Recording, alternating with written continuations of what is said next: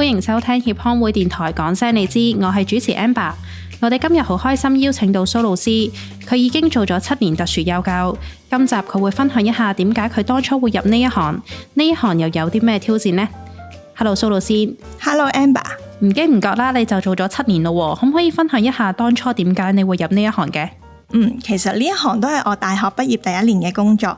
我入行嘅原因好簡單，就係我內心好相信每個小朋友都有屬於佢嘅獨特性，並唔會因為被標籤咗某啲嘅名咧而被輕視。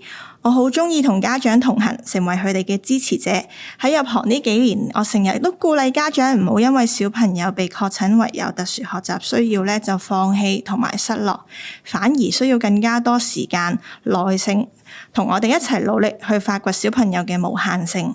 唔少人覺得咧做特殊幼教需要愛心同埋耐性啦，你自己覺得需要具備咩條件呢？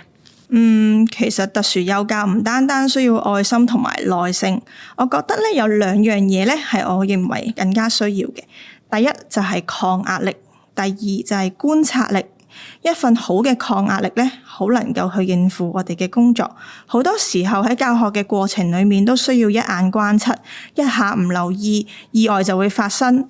要保持好嘅警覺性，防止小朋友有自我傷害同埋傷害其他人嘅行為。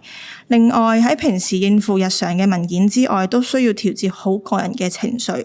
我哋需要同唔同嘅心理學家、治療師團隊同埋家長一齊合作。同樣，我哋都需要一份好嘅抗壓力，先可以去面對唔同人嘅關係同埋工作。其次咧，都需要一份好嘅觀察力。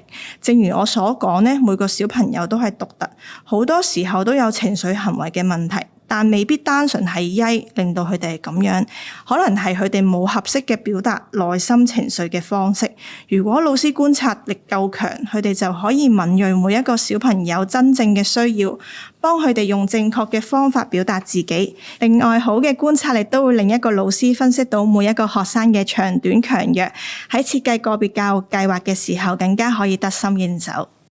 咁除咗呢一行要一眼觀察之外啦，我哋都見到你讀咗唔少 course 噶喎。咁入呢一行其實係咪都需要不斷進修嘅呢？係啊，成日都有句說話叫做不進則退。作為教育工作者咧，我都一樣不斷咁樣去進修，亦都係特殊幼教老師需要做嘅事。好多時候面對自閉症嘅小朋友，唔可以用我哋舊有嘅方法咧去教佢哋，我哋亦都唔可以一味填鴨式教育去灌輸佢哋要學啲乜嘢。喺外國都發展咗好多有系統嘅教學方法，例如我哋用咗結構性教學法、自閉症綜合教育模式，以及英國針對早期有自閉症嘅社交溝通治療 PET， 呢啲都係由外國以及咧我哋協康會用到一啲嘅方式咧去幫助特殊幼兒嘅小朋友。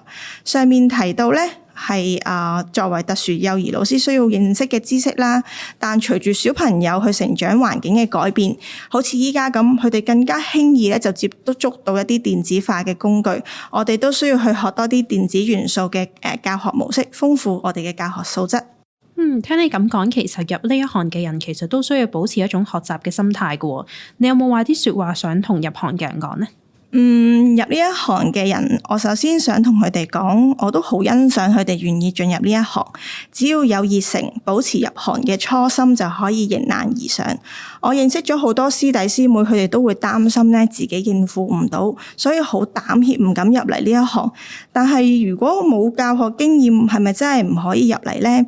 其實唔係㗎，只要我哋有愛小朋友同埋關懷家長嘅心，我哋願意花時間去學習相關嘅知識同埋技巧，我哋都會可以喺呢一行好好咁發展。我同樣相信咧，入行嘅心咧係有心唔怕遲，只要保持愛小朋友嘅初心，我哋可以用生命影響生命，而呢一份嘅影響力咧係可以改變成個家庭㗎。今集唔該晒蘇老師，下星期繼續講聲你知，拜拜。